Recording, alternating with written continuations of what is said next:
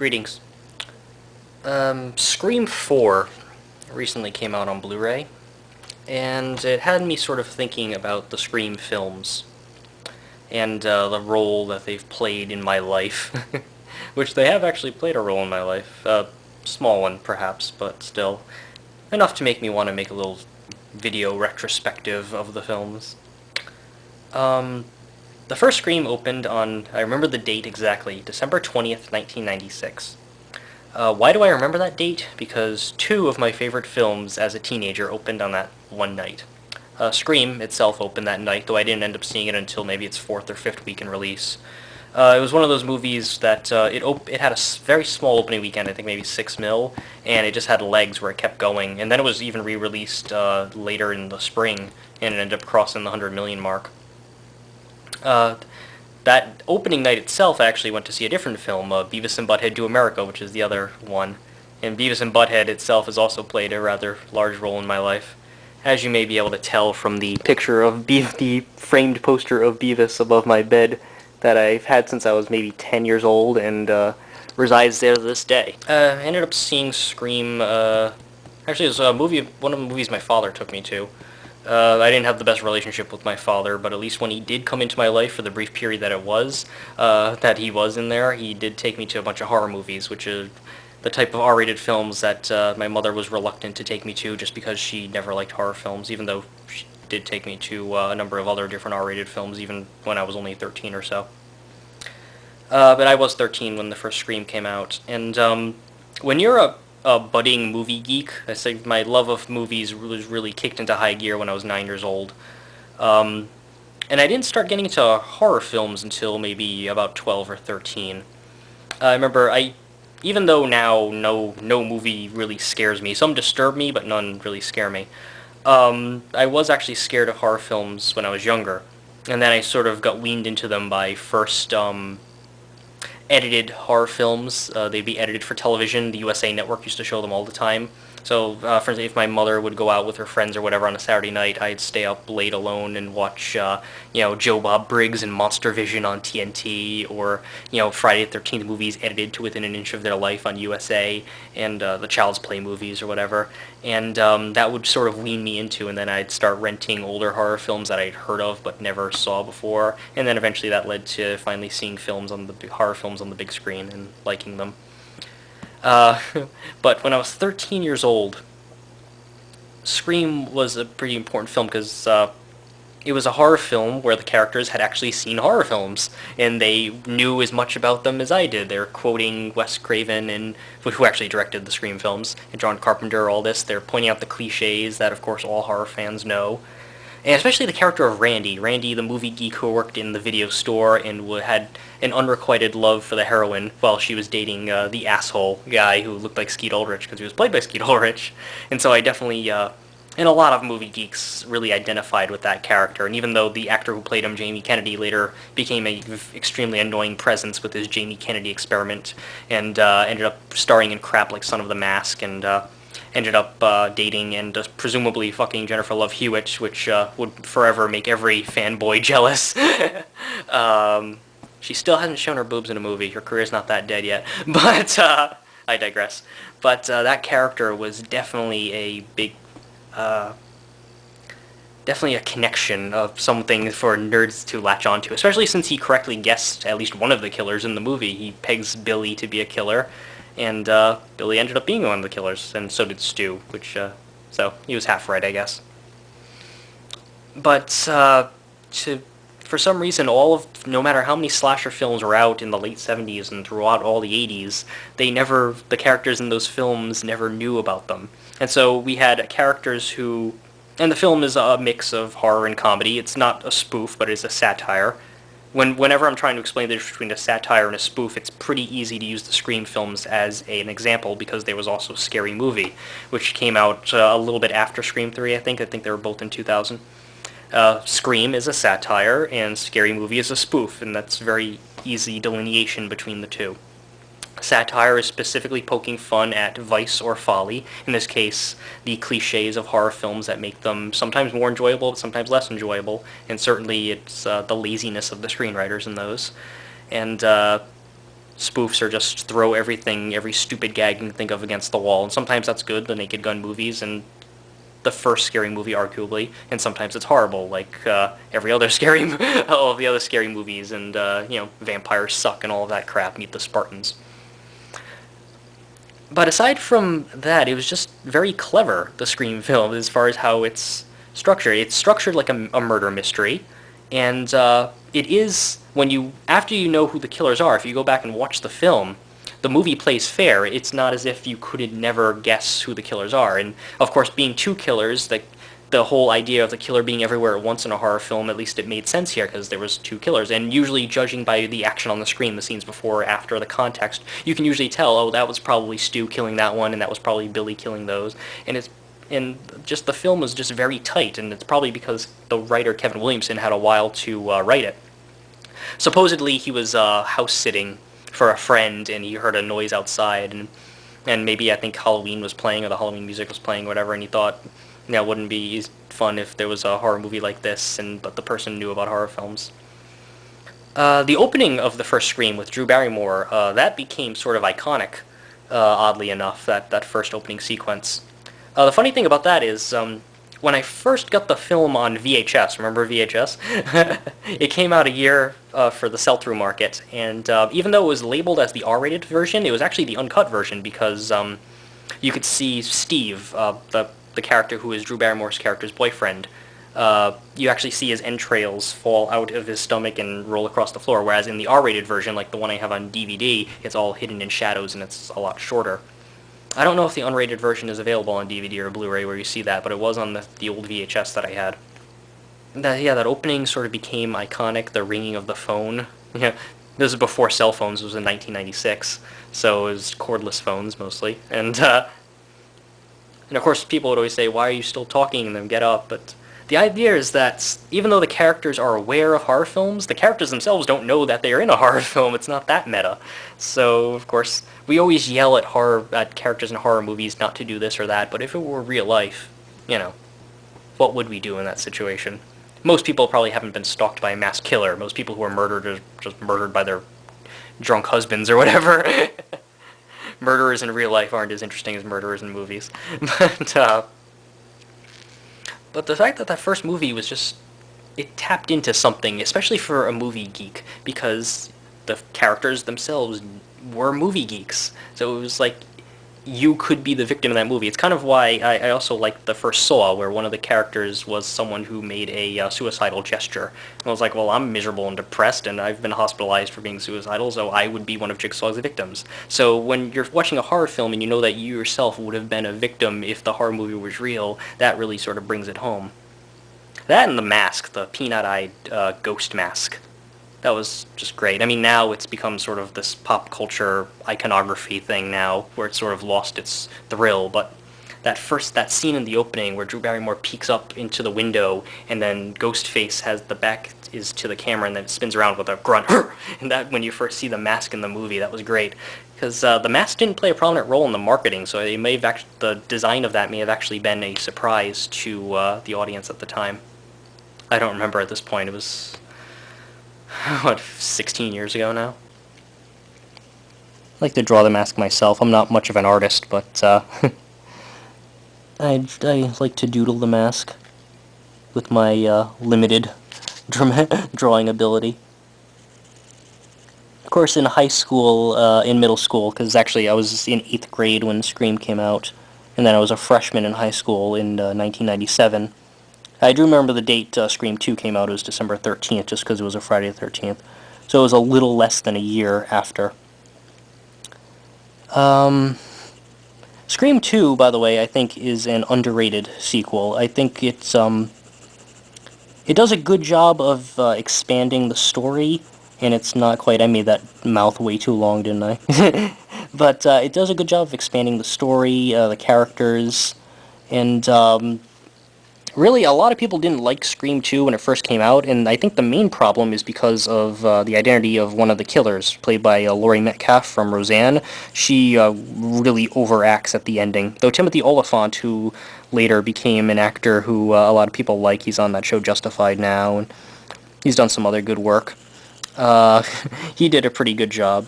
And that was, just to go back to the original Scream, I like sort of how, culturally, they've had an effect on, or even the messages of the movie, I think is what I'm trying to say.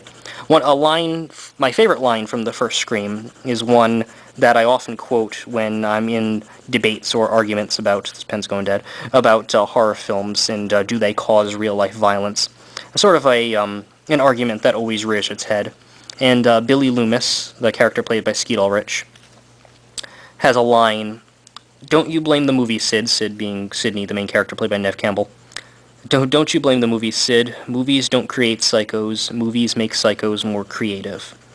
Which I think is sort of the idea that people who are going to commit violent acts will commit violent acts. People who are just evil will be evil. Psychopaths are born that way.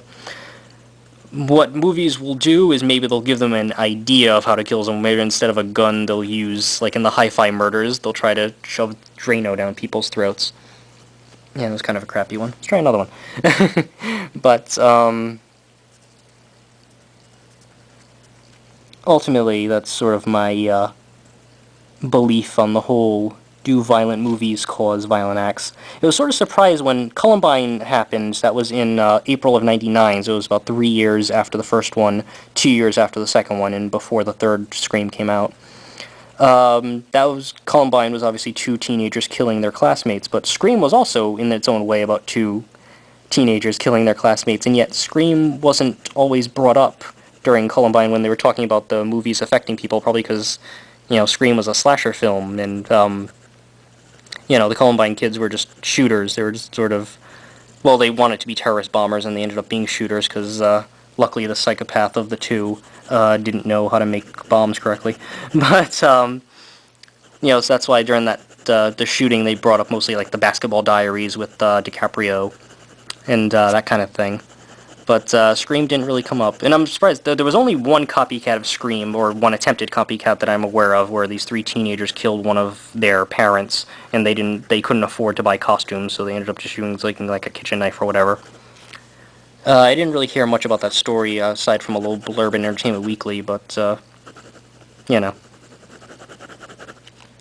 And then later in Scream 2, they were actually, one of the character's motives, the Timothy Olyphant character, he says, he was going to, he didn't want to get away with the crime. He wanted to get caught, and then he would actually blame the movies as his defense, that he could get the moral majority to fund his defense and all that kind of stuff, which would be sort of interesting if, a real person actually tried to get away with it. I mean, if the guy who shot Harvey Milk could get away because of the Twinkie defense, then who knows what could work. Casey Anthony can get away with murder just because there's not enough forensic evidence, and I have no real opinion on the Amanda Knox thing, but, just the fact that the movie sort of brings this stuff up, the cause, whether there is a causal link between movie violence and real violence. And which is something that any horror fan has to sort of defend themselves, that just because they like horror films doesn't mean that they're psycho, That's something every horror fan has to come to grips, and, certainly this weekend Human Centipede 2 came out, and that's a film about a person who was obsessed with the first film and ends up copying it, so even when we have meta stuff like that, or you have movies like Michael Hanke, is that his name? He made Funny Games, both the original Danish version and the American remake, which is sort of, the movie itself is sort of an attack on horror fans. The movie itself is fine, I disagree with its message. I think horror films do serve a legitimate purpose in society, especially when they're metaphors for, you had Last House on the Left and stuff, which were a metaphor for Vietnam, and you have films like Hostel, and Hostel 1 and 2, which are sort of metaphors for post-9/11 not isolationism, but nationalism and ethnocentrism, things of that nature. It's kind of funny, when the Scream films came out in the mid-90s, the horror genre was not doing well anyway. I mean, if you look at horror films from the early 90s, you see sort of like monster movies, like The Relic, or you see the remnants of slasher films that have gone away, like Jason Goes to Hell, or you see stuff from old horror masters that aren't doing well.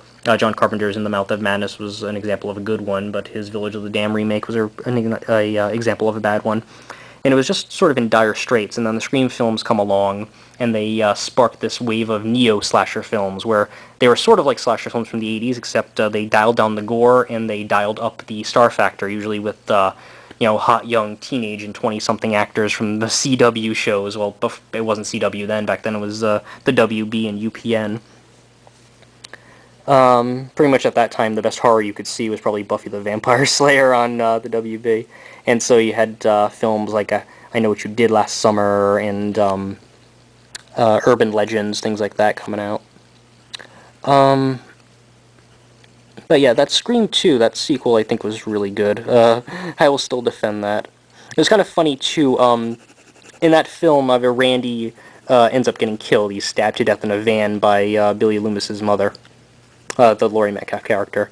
And so for the rest of my high school career, since, like the Randy character, I wanted to go to college to study film, which I eventually did. I got my film studies degree.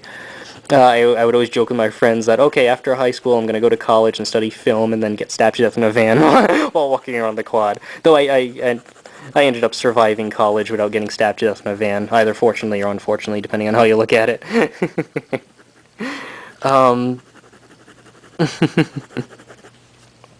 But then came Scream 3, which there was actually 3 years between Scream 2 and Scream 3. And Scream 3 is a fucking abomination. And there are many reasons why that is. The largest reason is because of who wrote it. Scream 3 was written by a man named Ehren Kruger, a horrendously shitty screenwriter, possibly the worst screenwriter in Hollywood at this time. He did write one good movie. It came out in summer of 1999. It's a movie called Arlington Road. It's about domestic terrorism, sort of like Oklahoma City type stuff. Ruby Ridge. It touches on Ruby Ridge, that kind of thing. But everything he's written after that has been horrendous. So bad that I can't believe that Arlington Road was actually written by Ehren Kruger. I kind of think that maybe the screenplay was written by somebody else and that Ehren Kruger just did a rewrite, and maybe the WGA arbitration process, which is very flawed, maybe gave him credit, but that he doesn't deserve it. I don't know. But after that, he just wrote shitty movies like The Ring, The Skeleton Key. He's just a horrendous screenwriter, and people should stop giving him work. Transformers 2 and 3, It's a bad screenwriter. But it's because Kevin Williamson, the writer of the first and second Scream, himself, he's not the best writer in the world either. He also created Dawson's Creek and some other bad television shows. But he has done some good work outside of the Scream franchise. Robert Rodriguez is The Faculty, which is a comedy, horror, sci-fi thing about aliens taking over a high school. That was pretty decent. Trying to think of what else he wrote that was good. Not much, though. I know he wrote a little bit of Halloween H2O, but that wasn't a good film. But he's not the best writer, but certainly Scream and Scream 2, he did well. And then he was busy doing his television shows, so that was a commitment he was stuck with. So he couldn't write the third one, though he did have a treatment for the third one, which, from what I've read of it, was sort of about Sydney going back to Woodsboro, the town that the first Scream takes place in, and things happening there.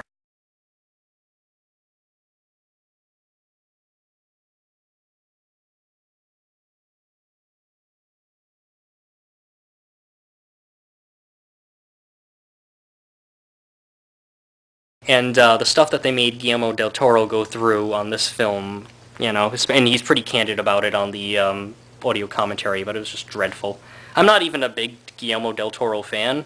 I'm in the minority where I wasn't completely blown away with Pan's Labyrinth or the Hellboy films, but I do like how he relies more on prosthetics or puppets or makeup effects than CGI. I think there's too much of an over-reliance on CGI, especially in horror and sci-fi films these days. But I just don't like the Weinsteins. But in Scream 3 is a pinnacle of what's wrong with them. So, I mean, even if you listen to the audio commentary on Scream 3, Wes Craven's sort of like, oh yeah, here's a cliche, but, you have to have these in these movies. Well, no, you don't, because Scream 1 and Scream 2 didn't have those cliches. Poked fun at them, and then Scream 3, I think largely Craven and a lot of the cast were just sort of contractually obligated to do that film, and that's why they just sort of phoned it in on part, and it's like, alright, let's just finish this trilogy and get it over with. I guess maybe all the actors were eager to do something else. Yeah, Nev Campbell. I remember something that always pissed me off about Nev Campbell is that she always said that she would give interviews about how like women don't have to do nudity in films and that it sort of degrades them, whatever. And that's fine. If there's women who don't want to do nude scenes, actresses who don't want to do nude scenes, that's fine. That's their prerogative. But I hate when there are actresses who feel offended that they are told to do nude scenes and so they don't do it. But then when their career is dying, they have no trouble doing it, and that's sort of Nev Campbell. She later did nudity in I don't even remember the names of the films, but one I don't know if it was a James Toback film. I think it was a James Toback film. When Will I Be Loved? That was the title. And then she did it in another film that I don't remember.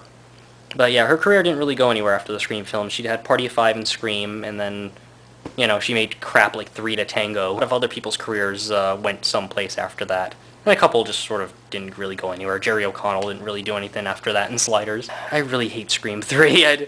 When I saw that opening night, and you had to kind of see Scream 2 and 3 on opening weekend when you're in high school because, and I was a junior when Scream 3 came out. Because if you didn't, then the Monday morning you'd come into school, you'd join your group of friends, and if you hadn't seen the film, the name identity of the killer would have been spoiled. So luckily, I didn't see the first one for a while, but no one else saw it. Everyone else in my group saw it after I did. But Scream 2, I saw that the second day. It was open the Saturday, and then Scream 3 I ended up seeing opening night. I was watching the film, and I was like, I'm not liking it, and I had to kind of convince myself that it was just as good as the first two, and it just wasn't. I don't know. And later, Craven and Williamson tried to make another film with the Weinsteins, a movie called Cursed. It was supposed to be sort of the Scream version of the werewolf genre. Even though there's not as many werewolf films as there are slasher films. There's American Werewolf in London seems to have been the bar, and aside from that you have like The Howling, and of course you have the old Universal Wolfman and stuff. But it seemed like there was a movement in horror films in the early 2000s to try and make werewolves as sexy as Anne Rice had made vampires. Because Anne Rice had taken, what were still monstrous characters, vampires, in like the old Hammer horror films and turned them into sexy things, and then that was later carried on into the present where you have TV shows like True Blood, or The Vampire Diaries, which Kevin Williamson, I believe, writes for. And of course the garbage that is the Mormon propaganda known as Twilight. But, yeah, they tried to make this film Cursed, and yeah, aside from Cursed, there was also the movies, the Ginger Snap movies. There was 3 of those. The first one was really good, the second one was good, and the third one's pretty horrible. My ex-girlfriend and my lesbian ex-girlfriend would probably argue with me on the quality of the third Ginger Snaps movie, but otherwise, she really was a huge fan of those. But, they tried to do this, and the Ginger Snap films, at least the first one, was pretty successful at that. Cursed, however, I remember they shot the film, and then I guess the studio didn't like it, or, I don't know. And the studio, they read the scripts before they greenlight this shit, so I don't know why they take a finished film, and then they decide to, in Curse's case, I think they reshot almost the entire film. Or they threw out like 45 minutes of footage for an 80-minute film, so they pretty much had to film almost a completely new movie, and I don't know. Fuck the Weinsteins. Why would Wes Craven just deal with that? I think it's because the Weinsteins let him direct that non-horror movie, that Music of the Heart with Meryl Streep. Because Wes Craven's sort of a guy who he made a couple horror films early in his career, and then he got pigeonholed into that, but he's always had a desire to break out and do something else. Though, judging by his more recent films, like My Soul to Take, I think his talent has kind of gone away. Because really, if you look at Craven's career, he's not really all that good in a lot of cases. I mean, there are lesser films in his filmography that are pretty good. Shocker has its moments. People Under the Stairs is pretty good. I've never seen Serpent in the Rainbow, but he has a lot of duds in his career, too. He's got his Vampire in Brooklyn, My Soul to Take, Hills Have Eyes Part 2. I'm actually not even a big fan of Hills Have Eyes Part 1. I think Alexander Aja's remake is actually one of the few remakes of the recent decades that have actually surpassed the original in quality. And of course, Nightmare on Elm Street is going to be the film Wes Craven's remembered for, more or less. And in Nightmare on Elm Street 3, which at least he partially wrote the original screenplay. There was a lot of writers on that one. But I think that is actually the best of the sequels and my personal favorite of the Nightmare on Elm Street series. This is one of my Scream figures. Remember when cell phones looked like that? I think I got this figure around 1996 too, but aside from the dust, because no matter how many times I clean, I can't get rid of the dust anywhere I ever live. Scream 3 was just an abomination, and a really sad way to end what could have been a great trilogy, especially since there aren't a lot of horror trilogies that are done with the same director and same cast and everything, you know? You can't really look at any other horror film genre or series that has done that. Oh, and I also have this big guy over here.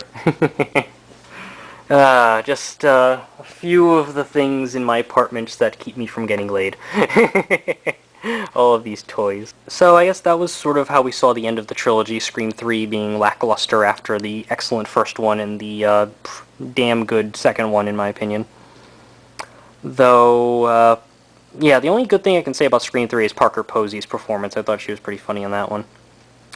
And so then we cut to this year when, thanks to the horror reboot craze that was going on, and is still going on for that matter, we get Scream 4, which is part sequel, part reboot of a franchise. Ultimately, I like Scream 4, but there are parts of it that I do not like, and it's because Williamson, the writer of Scream 1 and 2, was brought back for this, as was Wes Craven. But after the film was finished, they brought in Ehren Kruger, shitty fucking piece of shit Hollywood writer Ehren Kruger, to rewrite some of the dialogue and some of the scenes. And I don't know, maybe I'm right and maybe I'm wrong, but I think I can see, or I think I can tell which parts of the movie have the fetid stench of Kruger on them. There's the scene where Gale Weathers, the Courtney Cox character, is stabbed in the shoulder, and before they cut to the next scene, she has a line where she's croaking out to Dewey, "This time they're making the movie," or something, and it's just, that was just bad screenwriting, because I just know that's not something she would say, that's not something anyone who's been stabbed in the shoulder would say. That was just added so they could put it in the trailer, and it wasn't even in the trailer. But the main problem I have with Scream 4 is the very, very ending. Now, the part of Scream 4 that I love comes right before that, which is the revelation of the killers. The killer, you have Sidney's niece, played by Emma Roberts, who, despite the fact that her father is shitty actor Eric Roberts and her aunt is Julia Roberts, the most overrated, horrible actress in Hollywood history, at least in my lifetime. Julia Roberts gives the same performance in every movie she's in. She's a horrible actress, and I don't know why people like her. But despite that, she actually does a good performance in this, especially when she's giving her speech, explaining her motive, the whole talking killer speech, which in real life I don't think killers would actually explain all of their motives before they kill their victim, but sometimes you need the explanation in a film. She's one of the killers, and Randy 2.0, played by one of the Culkins, Rory Culkin, that's the one, is the nerdy movie geek, except this time he's the killer because he couldn't get a girl, but then I guess Emma Roberts' character seduces him. Basically, after she reveals herself and she goes through her whole beating herself up like Edward Norton in Fight Club to mistake her, to have the cops mistake her for a victim rather than the killer, which I'm not sure if modern forensic science would work in that case, but otherwise, I'm sure trajectories and everything might keep her from doing that. But she wakes up in the hospital, and everything that happens in the film after she wakes up in the hospital is shit. Just whether it's getting a character getting a defibrillator to the defibrillator, why can't I pronounce that word? You know what the fuck I'm talking about. Clear, paddles, and then especially the line before that where Courtney Cox, Gale Weathers, is being held at gunpoint by Emma Roberts, and she's like, I just want one word, clear. She's like, clear, and then zaps in the head. That's just fucking cheesy bullshit. Just everything that happens after that is horrible. They should have killed Sidney, because just killing off a survivor would actually give stakes to the film, and they should have let the killer get away with it. Because normally in horror films, you think the killer's dead and then they come back and it's fine for the sequel. But in the Scream films, the killer always loses. And so for the killer to win and actually succeed in their goal, one, it would have been bold, and two, it would have been a great setup for a sequel, for either there's a copycat killer and then the old killer becomes the victim and has to fight back, or what if there were two Scream killers and they weren't working together, unlike in Scream 1 and 2? Oh yeah, and in Scream 3, originally there were going to be two killers, the girlfriend of Roman Bridger, the killer in that one, but then they decided not to, and so they only had one killer, which makes less sense, given where the killer pops up in that film.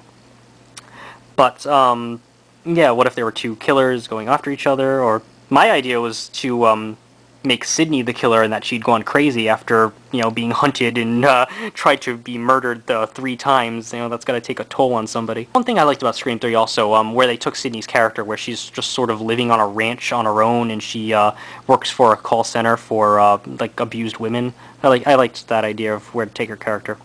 But back to Scream 4. So everything that happens after she wakes up in the hospital is shit.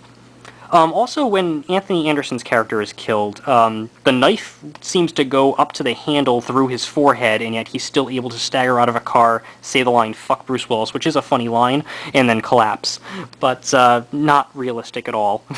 Not that I expect realism in my slasher films, but that was just sort of stupid. And Gale Weathers' line after she's stabbed in the shoulder. I think those are probably the biggest crap that Ehren Kruger probably supplied to the film. But the run-up to that ending where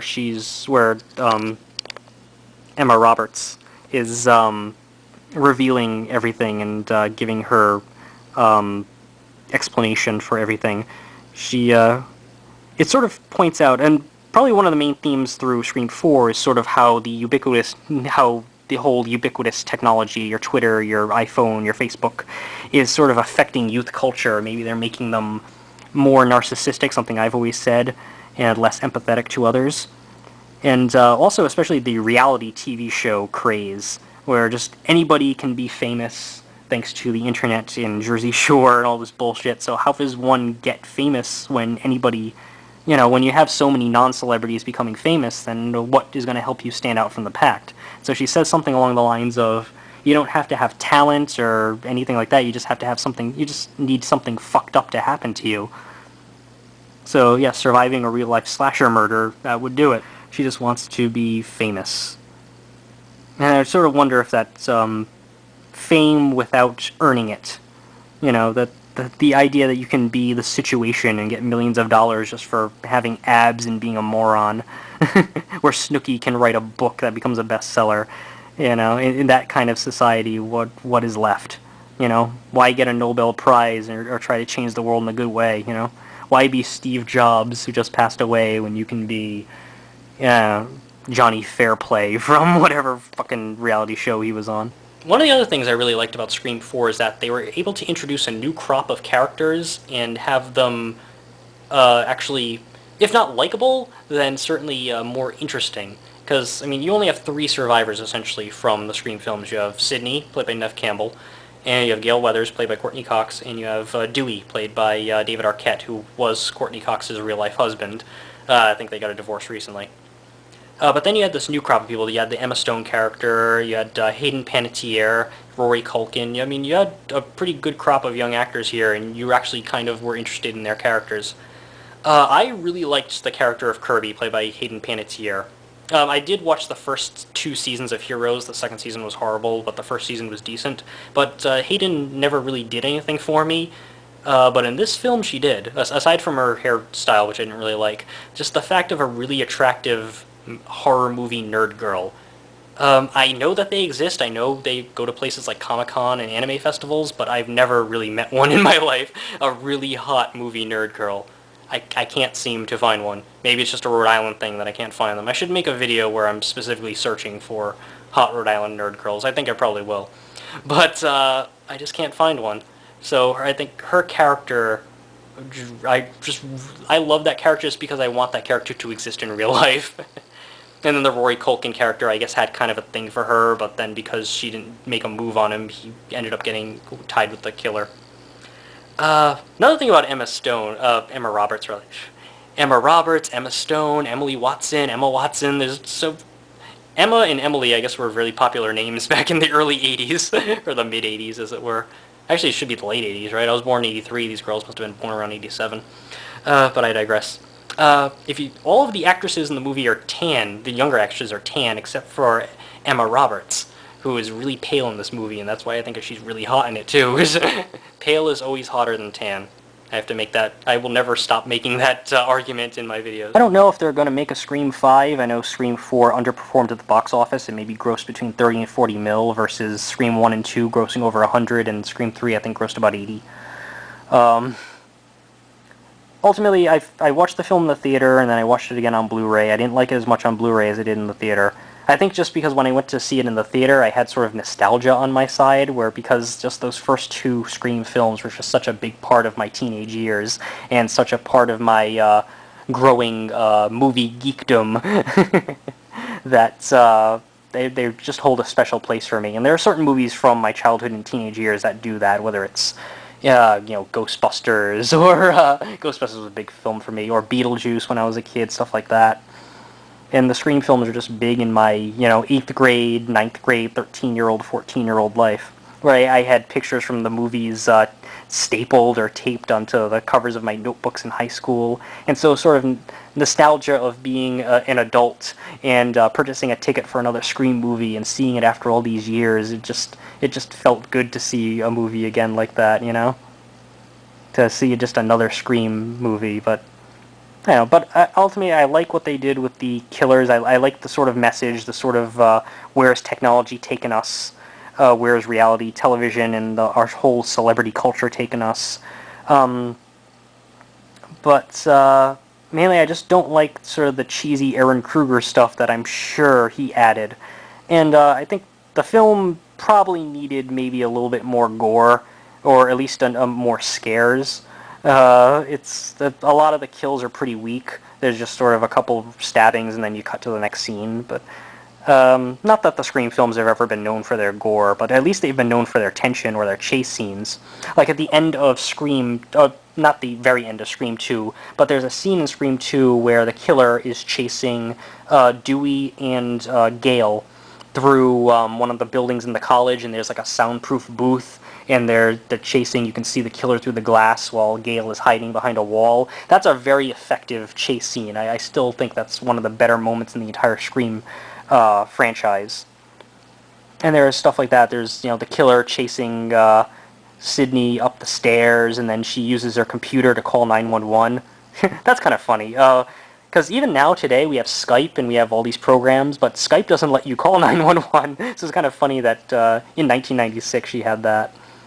It's kind of weird just to see, even though 1996 in the grand scheme of things wasn't very long ago, just how some things are dated in there, that sort of mid to late 90s culture versus now where we're in the early 2010s. It's just sort of weird to look at it as sort of a time capsule. I'm sure like the people who grew up in the 80s, my mother and father's generation, they can look at like the John Hughes movies and see that as sort of a time capsule. They can look at Breakfast Club, St. Elmo's Fire type thing. And for me, if I'm looking at a time capsule of my teenage years, Scream and Scream 2 are pretty good indicative of that. Because, Reality Bites, that kind of stuff was a little bit before. Reality Bites was... Even though Reality Bites was only a couple years before, that's more of a Gen X thing, and I don't know what my generation's called. It was called Generation Y for a while. It was called Pepsi Generation. It was called Computer Generation. And I don't think we have a name yet. But the generation that was right after Generation X. So Reality Bites was a little too early, and some of the other stuff was maybe a little too late. Mean Girls is more of the generation after me. So I guess when you look at it, I guess Scream, because Scream was just such a big pop culture phenomenon at the time. Aside from everything I've already discussed, the openings of the Scream films, as I mentioned, the first one sort of became iconic, but it's sort of been something that's carried through the films, that they've had big sort of openings, except for Part 3, which was a really shitty opening. But aside from the first one, that was the Drew Barrymore stuff, the second one had a premiere of a film within a film, the Stab movies, and it was sort of poked fun at film adaptations of true life events. When you look at how the opening of Scream is depicted in the Stab movie within a movie from there, with the very cheesy dialogue. Basically, Stab is the Ehren Kruger version of Scream 1. I sort of point that out. But it was great to show sort of like a movie premiere that was sort of as rowdy as like a Rocky Horror Picture Show, where you have everyone sort of screaming and running down the aisles. Everyone had the Scream mask on, so you don't know which one's the killer and who else is innocent there. It's pretty funny. The opening to Scream 3 is pretty horrible. You take instead of the pretty ingenue or the pretty female star, like you had Jada Pinkett and Omar Epps in the second one, you had Drew Barrymore in the first one. They just took a survivor from parts 1 and 2, Cotton Weary, played by Liev Schreiber, and there was just some very bad, cheesy horror movie direction where the camera is panning across his apartment to see his girlfriend showering. It was just something out of like a bad Cinemax movie about a stalker, or like a Silk Stockings episode. Remember that? Silk Stockings on USA? Remember that TV show? It was like that, and, you know, just having a survivor, and then it was just done really poorly. I like the idea of having Cotton Weary have his own tabloid TV show. That was fine, but, you know. That and the killer having a voice changer that could mimic anyone's voices, that's less original than having that Roger Jackson voice, which there's no voice changer for that either. Regardless of the Scream 4 saying that there was an app, as far as I know, there's no Scream killer voice app for the iPhone. The opening to Scream 4 is a little odd. They have two movie within a movies, and then you have the opening proper. The opening proper is pretty lame, but the first open movie within a movie is kind of cool because you actually see two killers in the Ghostface getup who are killing at the same time in the same place, which you've never seen before in the Scream movie. And then it cuts to this movie within a movie with Anna Paquin and Kristen Bell, which I guess this time are the big female stars. And you have Anna Paquin just rattling off this very fast dialogue about horror movies and how she doesn't like the current trends, and it's sort of interesting to just throw them in there. It was kind of an easy way to get two bigger name actresses to do like a day and a half of filming, and then you can market the movie on them. Though I do know some actresses. I think the woman from Gilmore Girls who was in Bad Santa, if her name escapes me at the moment. I should do more research when I make these videos. I didn't really prepare this video either. I just sort of rambling off the top of my head, extemporaneous. But I know she dropped out of the movie, and I think one of the other actresses dropped out before they did the reshoots and the Ehren Kruger bullshit. But that was just sort of at least they kept sort of the opening thing, even though the opening itself is kind of weak here. And there was a promotional still for Scream 4 where it shows, I think someone was hanging and it has "What's your favorite scary movie" written on the wall in blood, and that's not in the finished film. So I think that would have made it the opening better if maybe they included that, but I don't know. I didn't watch all the deleted scenes on here, so I don't know if there's reference to that or not on the disc. So yeah, I mean, Scream 1, 2, and I'll even throw Scream 4 in there, are just really good films that are just enjoyable for movie geeks, because they'll get all of the inside stuff. And unlike a lot of slasher films, you actually do care about the characters. Dewey is just a very fun character. Gail is a great bitchy role, especially since Courtney Cox, you know, she was on Friends while she was doing this, so she's the nice, lovable OCD Monica, and then you go to see her in a theater and she's this really bitchy role. I mean, now it's a little bit different because Courtney Cox, since Friends, and she was on that show, that tabloid show. What was the name of it? Was it Skin? Not Skins. That's the MTV one. But it,